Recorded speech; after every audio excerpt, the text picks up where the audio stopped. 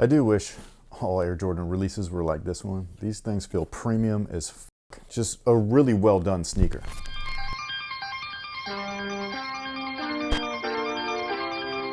Hey, what's going on, guys? My name's Chris. Welcome back to the official WearTesters.com YouTube channel. Today we got a detailed look and breakdown on these bad boys right here. This is the Air Jordan 3 in at least what the internet currently is calling the Lucky Shorts. These guys are supposed to be releasing in February 2025, tentatively, as long as the release date doesn't get moved. They've been doing that quite a lot lately. But retailers are starting to get them now, mostly because of a very packed February. And so here we go. Now, before we get started, we do have a quick word from today's sponsor, and that's the good folks over at Mando. Just in case you're unaware of what Mando actually is, Mando is a high-performance, whole-body deodorant that you can apply everywhere. And when they say everywhere, they mean it. Everywhere. Mando was created by a doctor, and the products themselves have been clinically proven to work better than the competition for up to 72 hours. Mando products are skin-safe, baking soda-free, cruelty-free, vegan, and pH optimized so that you can use them anywhere on your body. They have a wide range of products that are currently available. They have the standard deodorant stick, a deodorant spray, a body deodorant cream, deodorant wipes, and body wash. There are 4 unique scents that you can choose from: bourbon leather, clover woods, Mount Fuji, and Pro Sport. But if you don't like having a strong scent, you can also choose the non-scented options as well. You can find Mando products now inside of stores such as Walmart and Target. However, you get the best deals when you go to their website directly, which you could find a link to down below in our description box. Make sure that you use our promo code WEAR, and it'll get you $5 off the starter pack, which is a great bundle for new customers because it's got a little bit of everything, so you could try it all out and see which ones you like. So if you like what you've heard and you wanted to try Mando out yourself, again, click the link down below in our description box. Don't forget to use our promo code WEAR for an extra $5 off your starter pack. And with that being said, this is the box or packaging. What was the shoe that I was expecting to be in this? What was that? It was pretty recent. Was it a 4 or was it a 3? Was it a 5? Oh, it was the black hats. Probably. Because those came in a regular, let me look at our own video for reference. It's not weird at all. They come in, this is an original style box, but recently when you get a non-original colorway of an Air Jordan 3, they kind of come in that weird split box where like part of it is elephant print on the lid and the colorway of the box is tied to the colorway that you're getting in the box. Yes, it was just a regular Jordan 3 box. So that would have been cool had they done, I don't know what they would have done. Maybe it's too much black, but I mean, I don't know. Made parts of it super glossy, just like the shoe. Dude, that would have been, come on, man. Sometimes the best approach is the most in-your-face, easiest approach. Like the obvious approach. Yes. Because this could have been like the darker elephant print within the black and the dark gray jump. That would have been cool, man, but neither here nor there. This is the box for this release. I do think the color is a little interesting just because it's like a bone color, which is in reference to all the suede that they've used, but the shoe itself is not bone color. They actually are white. And like I was saying before, man, these are beautiful. Like, they're glorious. When I think of a release, this is it. You know what I mean? Like when I get excited about a Jordan, I want this when I get the shoe. I just want to be able to open the box and be like, wow, they nailed it. And that's how I feel with these. Like, these look good, they smell good, they feel good, the materials, whatever storytelling, you know, whatever, whether you like that or not, doesn't matter, I guess, as long as the execution is there, which it is. And yeah, this is just I don't want to say perfect because I don't believe in anything truly being perfect, but if there could be something perfect, this is as close as it gets. And I know that some people are gonna be like, nope, there's no elephant print on it. I'm just saying, as far as the way that I think, perfect. Wow. Now, for those of you guys wondering why we're going over this Lucky Shorts theme again, I don't know. I mean, it's just Jordan Brand.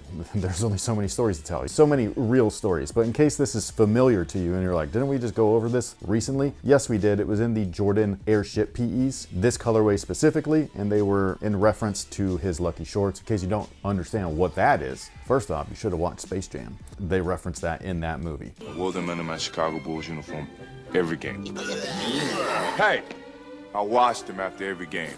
And yeah, when you look at MJ's career, those shorts typically, especially in the early days, like in the 80s, they're seen poking out because back then they wore short shorts. Now, this outsole, if I were to nitpick, which I don't want to do, but if I were to nitpick, the only thing that could have made them better is had the Jordan not been one big block of color. I really love it when the letters and the border around it are one color and then you actually see the sole color underneath it, you know what I mean? Like where it's like a background or whatever. But outside of that, I love the shade of all the colors here. I think that they look great. Now, moving on up, we do have sail along the toe rubber as well as the midsole, which I'm personally fine with because I've complained about these many times. And yeah, so if they're gonna just end up looking like this, again, if they look like this from the jump, I'm cool with that. I don't want them to turn into piss yellow, you know what I mean? So that's the thing. At least not when it's white rubber. I don't mind it when it's clear soles, but for the white rubbers, I want them to look as new as humanly possible. But this look, I just think looks good. I really like it. I think that it's dope. I love the gloss that they've got on the midsole paint and everything like that. In terms of what the materials are, the midsole itself is made up of polyurethane. I will say that the polyurethane here is not soft like they were on the recent black cements or on the majority of the Jordan 2x3, 2/3, 2/3, 2/3. So this is a lot firmer than those. I find that all of the shoes that I just listed are super comfortable, especially for the polyurethane midsoles being there. These will probably feel like your average 3. And then inside of that polyurethane midsole is an encapsulated 4-foot air sole unit, and in the rear, obviously, there's a visible one. The materials are really where these start to shine though. Like this feels like it could have been a collab or considered premium, the PRM label and all that stuff. I just think that these look and feel so nice. Like it's just really cool. I won't say that they are definitively premium cuts of leather, but when we're talking about Jordan products specifically, they really don't get more premium than this unless you're talking about something like the upcoming 85 breads or those, what were they called? The Dior Jordan 1s? Like that's premium, you know what I mean? But they were charging an arm and a leg for those too. So that's a no-go for me. Everything from the overall shape to the cuts, the paneling placements, the way that they've rolled those suede edges to just make them super crispy and clean, the not boxy toe box, you know what I mean? Like just everything, dude, is perfect. Textures, all of it, fantastic. One of the things that impresses me the most is that they've translated or used this type of leather, not just on the mudguard and the regular upper portions of the shoe, but they've also used it on the tongue. This is one of those things where Jordan Brand will cheap out where and whenever they feel like, and tongues are usually one of those places. Not this time. They put everything, just everything feels good, man. Like this is a solid ass release. No, there's no Nike Air on the back. Is that a deal breaker for me? Not at all. Oh, before I forget, this is the insole. Nothing fancy, but whatever. It's standard at this point. And then the one direct reference that they actually do have on these right here for MJ's Lucky Shorts is actually behind the tongues. If you look back here, it says Air Jordan XL. It's done up in what I assume would be like an 80s style size label patch that would be inside of the short or the garment itself. And I just think that it's really cool, man. 87 to 88 is dope. Now, as far as sizing is concerned, they do fit true to size. Whatever you typically wear with your Air Jordan 3s, that is exactly what I would recommend. These are awesome. Can't stress that enough. But do we happen to have time for a question of the day? And I already don't think I like what's happening. But it's the way that you smile. You have like this evil little like... You know what I mean? And I'm just like, oh, great. I was choosing between two questions. That was all. I don't believe it. I really was. Since you're a DC Comics fan, what would be your top 3 Batmobiles, comics or live action? Batmobiles? Mm-hmm.